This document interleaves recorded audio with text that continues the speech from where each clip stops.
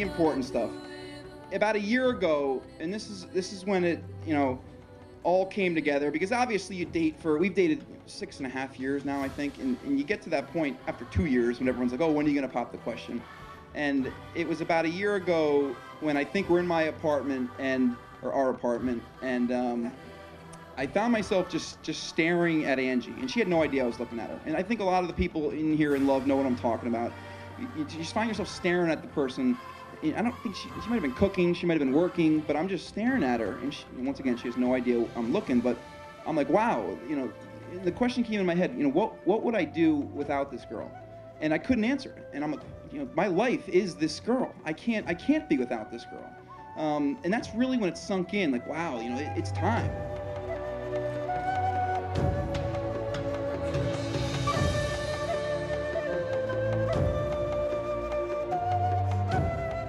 Okay, so the first time that we saw each other, it was June. It was 2004, and we had just been hired out of college for group school at United Healthcare. We all arrived in the Minneapolis airport not knowing who each other were, and I was standing outside waiting for the bus, and the loads of 16 other kids that we were expecting were shoveling out, or they were coming out of the airport, and then here comes Joe. Well, it started back in June 2004 when I got accepted to my first job, which was with United Healthcare in the States, in New York City. And I was part of a class called Group School, which was 16 recent graduates from around the country. And we were accepted to this United Healthcare training program. So I remember I flew out to Minnesota, a good 3-hour flight, and I'm walking through the airport. And true story, I see this girl in blue jeans, white shirt, black shoes. I remember like it was yesterday, walking through the airport, and I'm a recent grad, 21 years old, single man, and I see this girl, and I was like, whew, that is a very attractive female. But, you see an attractive female every once in a while, and as confident as I was, that's a girl that you don't just walk up to. That's the girl that's kind of out of your league, Joe. So, what do you do in that case? You obviously follow her creepily down to baggage claim F when she, my bags are coming out of A. So I did that for a while and stalked her, and then she went into the ladies' room, and that's where I drew the line. I said, I'm not going in there. So I did collect my bags, and then I find the United Healthcare Group School bus where they're going to ship us off to our training center. And you can imagine my surprise when I walk onto this bus and see the girl in the blue jeans and white shirt sitting right there on the bus. So first thought was, nice hiring job by United Healthcare, but that was the first time I got to actually meet Angie, introduce myself, find out her name was Angie. And then we had a whole week together in this training program that we really hit it off, became very close friends, and started dating pretty much thereafter. Now, it was at the end of that 10 days and seeing each other every day and hanging out and having the most perfect time that we knew we loved each other. So 10 days after the first sighting, and we've been together ever since. Well, Angie's parents live in Phoenix, Arizona, which is a good mountainous desert type of place. And when we first started dating, the first time I flew down to see Angie meet her wonderful parents, we went for a hike. And we took a hike up this mountain called Superstition Mountain. And me being a very competitive person, we went out for a hike because it was the kind of thing to do, get outside, go for a hike. We go for about an hour into this park, and we see these people coming down with ski poles, hiking backpacks, all this fancy stuff. We're in jeans and t-shirts with one water bottle in a backpack. And we're like, where'd you guys come from? Like, oh, the top. And I'm looking up there. I'm like, whew, you can actually get up there. And Angie gives me that look like we are not going to the top. I'm like, oh, we are going to the top. So we go, and we ended up making it all the way to the top. Took us 6 hours round trip. We made it. We were so happy with ourselves, so sore the next day. So when I thought about the engagement process, I'm like, I'm gonna do it up on top of that mountain. I'm like, that'd be pretty cool. So the day, it was the Friday after Thanksgiving, and it was November of 2009. So now we're looking at 5 years later that we have known each other. We were out visiting my family in Arizona for Thanksgiving, having a great time, drinking lots of wine, eating lots of food. And the next day we woke up, and I should say the day prior, he kept wanting to climb this mountain called Superstition Mountain that we had climbed 5 years earlier. And it was a 6-hour hike, and I think I swore I'd never do it again after he convinced me the first time. And I keep telling her, oh, we're gonna hike the mountain. She's like, no way we're hiking that mountain. It takes forever. I'm getting, we're drinking the wine, drinking the beers at dinner, and I'm like, gotta hike that mountain. And I have this ring burning a hole in my bag for 2 weeks now. I gotta do this, I gotta do this. So next morning, I pretty much forced her up the mountain. She did agree, but she said, all right, we're gonna hike the mountain. I remember really before that, the most nerve-wracking part was asking the father for permission to marry Angie. But he couldn't have made me feel more comfortable. Didn't even hesitate for a second. Just said, "Joe, nothing would make me more proud." That really gave me, not that I ever thought he wouldn't say yes, but gave me the confidence to go up there and do it. So here we are 5 years later, and he's insisting that we climb this mountain again because, that'd be great. And I think that he's probably just trying to aggravate me that day. But he kept insisting and laughing about it. But the funny thing is that I woke up the next day and I had eaten so much that I was like, I need to work out. I need to do something. I need to move. So I looked at him and I said, we'll climb the mountain today, right? And he was so excited and he said yes. So we got all of our clothes together, we got on our way, and we hiked 2.5, 3 hours up this mountain, and immediately I wanted to call my parents to tell them we had made it to the top because it's overlooking the whole valley in Arizona. And Joe's putting it off and saying no. He's like, didn't you say you have to go to the bathroom? And I'm like, oh yeah, I guess I kind of have to go to the bathroom. He's like, let me find a place for you. So we get to the top of this mountain, 3 hours into our hike, sweaty, gross, but beautiful view. You're up there on the highest mountain out there, and overlooking the town. And she goes, can I have my phone? I want to call home. And I'm thinking, I can't let her call home because I love the Blitzos family, but they are not the best secret keepers. So I'm knowing the second we walk out that door, Mr. Blitzos is telling Mrs. Blitzos. Mrs. Blitzos tells the sisters. It's probably on Facebook and Twitter. Everyone in the world probably knows. And I'm thinking, I can't let her call. So, and she'll kill me for telling this part, but she had to use the restroom. There's obviously no restroom on top of the mountain, so I sent her behind a bush about 100 feet away. So there's one bush in the middle of the desert, and he's like, there you go, you can go right there. So I go to the bathroom, and I come out, and Joe was on one knee, and he had the ring.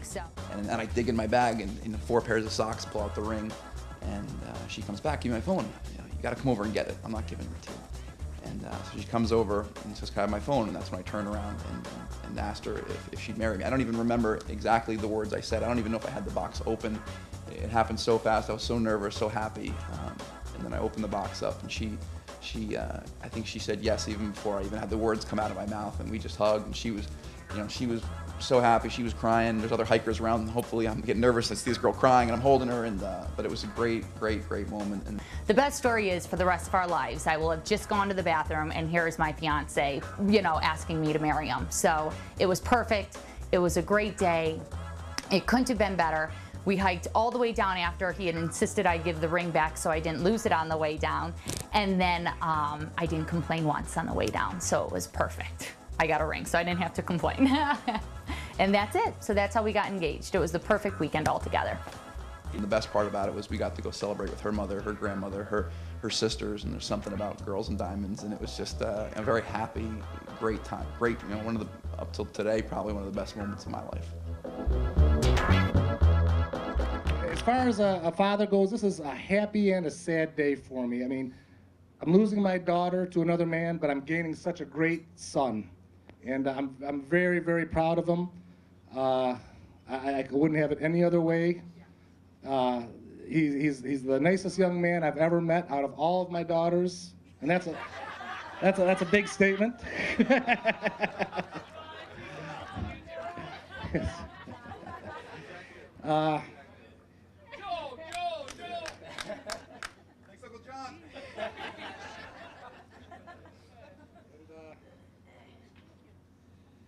I'd like to thank you all for coming, and a toast to health and happiness for Angie and Joe.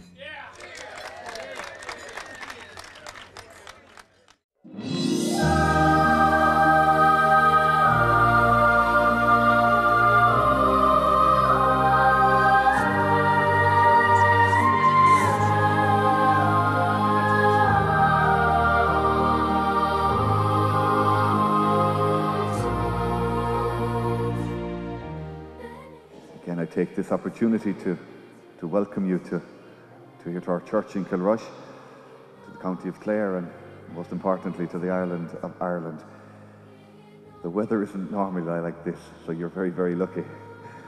Just in case you think that the Emerald Isle is always sunny in October, it's not, so make the most of it. And if you think that the wind never blows in Doonbeg, make the most of the golfing over the next couple of days, because you'll be in for a treat if the wind changes. It's over a year now since I first met Angelina and Joseph when we met here and met their parents here to begin the preparation for this very special day. And many paths have been travelled by air, by land, and by emails and phone calls to make this day happen. And I suppose when we think of life, it is one big journey. And many stories and many tales have been told of epic journeys and how people made it through. Angelina and Joseph, as you trot off on your own little yellow brick road, may God grant you the courage to stand for and with each other. May He give you a mind that's open to always thinking of each other and of the other in your relationship. But may He bless your hearts to be warm and to love, that as you journey through life together, you can be assured of a constant companion. Almighty God, we ask you to bless these rings, symbols of faithfulness and unbroken love. May Angelina and Joseph always be true to one another. May they be one in heart and mind. May they be united in love forever. We ask this through Christ our Lord.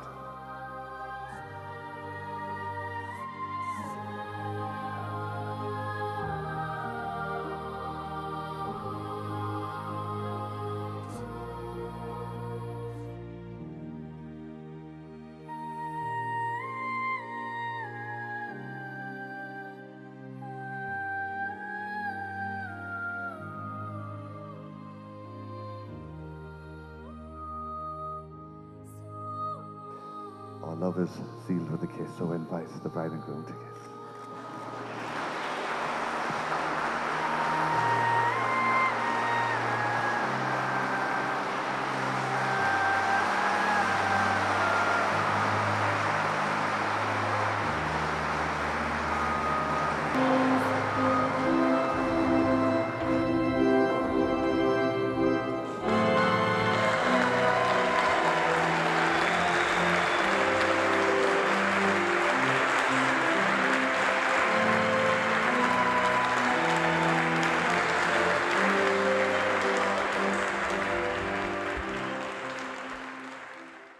I'm just going to say a couple things. I'll be real quick. Just three quick things to speak about. But first, how cool is this? How cool? How much fun are we having?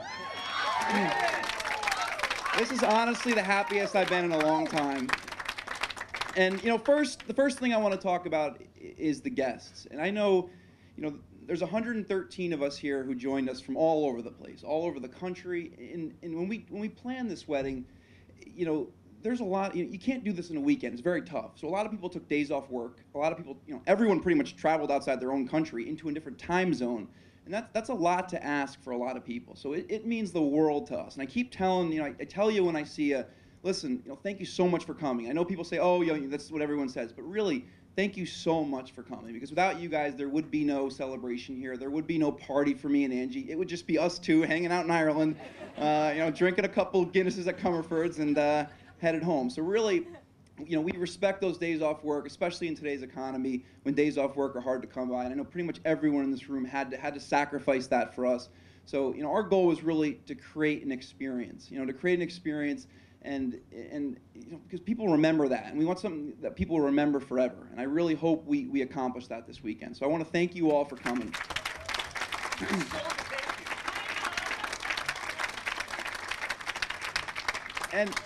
And secondly, and second most important, I want to thank our parents, because they really went above and beyond this weekend. And I know my parents have been taking care of me for the past 28 years of my life, and I like to bust Angie's chops, 29 years of her life, because she's a cradle robber and I'm this young guy. But and this weekend was no different, really. This weekend was, I had no idea how much work goes into a wedding. And you think and I know there's a lot of married couples in here who know, but I'm talking mainly to a lot of this table. A ton of work goes into a wedding. It is a tremendous undertaking. And I, once again, had no idea. And I am good at a lot of things, and I'll be the first to tell you about a lot of those things. But wedding planning is really not one of my strong suits. And thankfully, I have a father who's a member here, and I am very lucky to have that father who's a member here. And I think, yeah, you know, he deserves it. And I think there's a lot of people who have worked, a lot of my, I guess my dad's work friends, as I called them as a kid, here. And anyone who's worked with my father knows that, and I will say this, and you can agree with me, that he's the best in the world at what he does. And he was the best at what he did back in Wall Street and in finance. And when now that he's retired, he has a little bit more time to be the best in the world at wedding planning. So he literally, and I'm not kidding, and Angie can attest to this, it is unbelievable what this man will do with an Excel file. I don't know if he has old assistants back at Credit Suisse working this up for him, but he does some magic with the Excel, magic with the guests, just top-notch everything. I mean, people don't even think about what went into the wine selection and the fact that, you know, we bring in wine because only the best, and he wanted only the best for me and Angie. So really, this guy right here, unbelievable. So, you know, I'm so proud to have him as a father. I don't get to say that a lot in a public setting, but really unbelievable guy.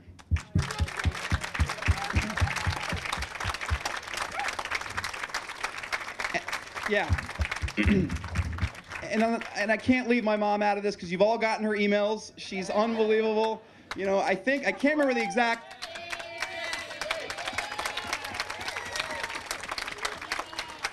And I'd also like to thank all the guests because I'm still trying to teach my mom the art of the BCC in emails. Instead of taking 113 names in the 2 columns, so one person makes the mistake of hitting reply all, and now we got that chain going where you're like, oh God. And then someone always writes, please take me off. I'm like, stop it. But luckily that didn't happen because you guys all know don't reply to all. So, but you know, thanks again to Mom and Dad. Unbelievable job. This wedding wouldn't have happened without you. So thank you. And I guess to tag along on the wedding planning part, this one right here is also quite the little wedding planner. And I thought I did do a lot of work. I thought I probably did more work than what I really did. But Angie did about 100 times more work than I did. And I think I can only remember 2 times when I actually got yelled at for it. My lack of work, and I should have been yelled at every day. It was unbelievable. I'd come home, I'm tired, I want to go to the gym. And this one's there typing away to Therese or Joe Russell at the club, trying to, you know, switching this from a flower vase that was this high to a flower vase this high because she wanted to change it up so everyone could see each other. And that stuff just, my mind would not have ever put together the flower height difference of the table settings. That just doesn't work in here. But this one was unbelievable through all that, which really brings me to my last point. I think one of the best things about proposing to Angie down in Phoenix was we got to spend time with her family. And we got to see her mother. We got to see her sisters. We came home, there was already balloons up. We got to see her grandmother. We got to see her aunt, her uncle. And there's something about diamonds and girls. I mean, these girls would just love to see that ring and all that goes into it. So it was really, I really couldn't imagine a better place to propose to Angie than with her family down in Phoenix. So that was pretty special for us. And, you know, that brings me to today, you know, fast forward to today when, you know, you go, or at least I went from stalking a beautiful brown-haired girl in the airport to meeting her at Chaska, Minnesota in group school and learning her name was Angie. To dating Angie, to falling in love with Angie, and then really having Angie become my best friend. And that's a big deal for a guy to have a girl best friend, because we've always had our, you know, guy best friends, but really Angie is my best friend in the entire world. So, you know, and then we went from best friend, and on that day in Thanksgiving, she made me the happiest guy ever by saying yes to my question and became my fiance. And really, in the last, you know, starting today, which is really the happiest day of the 28 years I have on this planet, she made me the luckiest man alive by being my wife today. So I want to thank her for that. And just to close it up, Angie and I would really like to thank everybody in this room once again, especially the grandparents, because it's very easy to write out a guest list. Anybody can write out a guest list. You know, you can invite 500 people, 1,000 people to your wedding. But once again, if nobody shows up, it's just not a wedding, it's not a celebration. And you all showed up, and that means so much to us. And we want to thank you all for showing up. I mean, people, I got a guy over there flew in from Amsterdam last night. Now, Steve, that's impressive to get a 25-year-old to leave Amsterdam. But anyways, you know, it's just, people came from all over, and it means the world to Angie and I, and we just want to say thank you, because without you guys, there would be no wedding, there'd be no celebration, there'd be nothing. So thank you so much for making this the best day of our lives.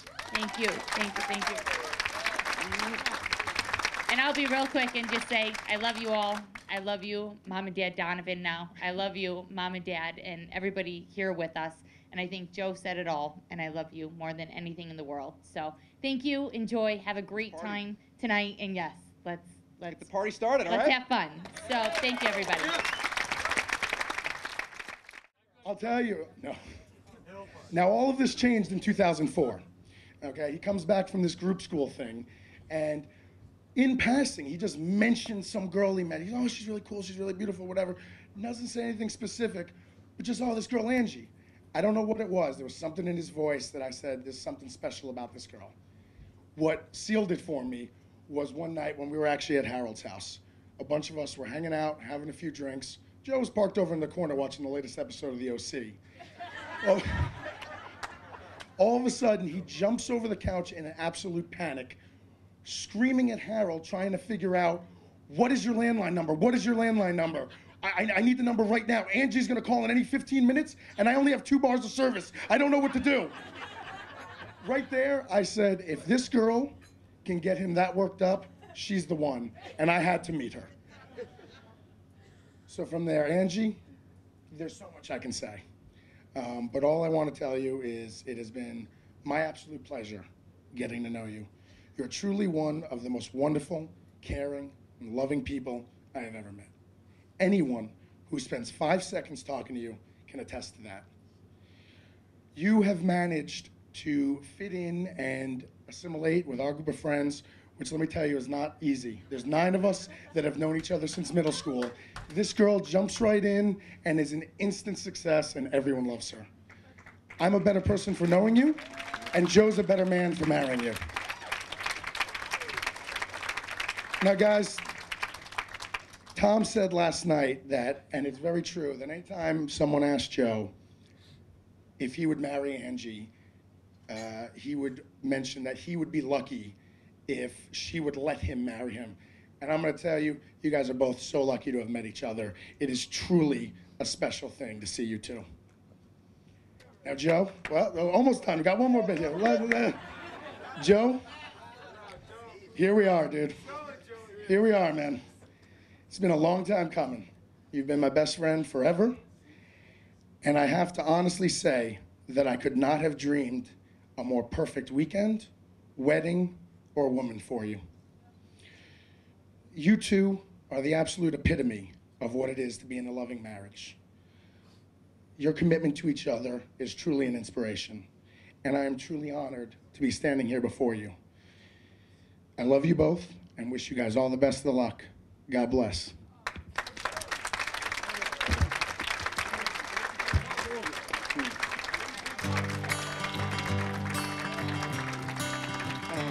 Love you guys.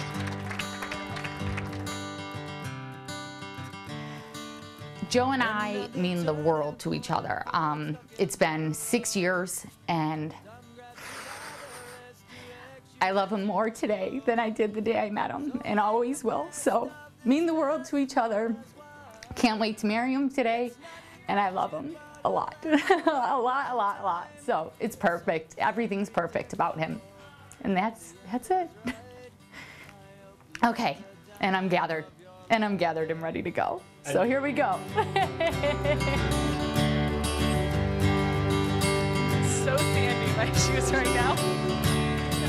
So take the photographs and still frames in your mind, hanging on a shelf in good health and good time. Tattoos and memories and dead skin on trial. For what it's worth, it was worth all the while. It's something unpredictable, but in the end it's right. I hope you had the time of your life.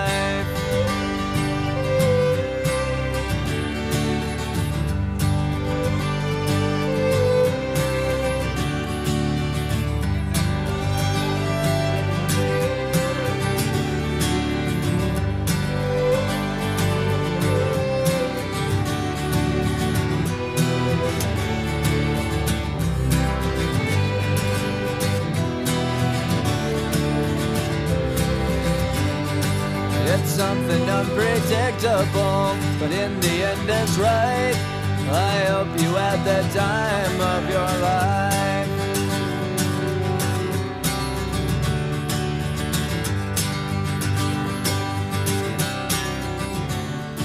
It's something unpredictable, but in the end is right. I hope you had the time of your life.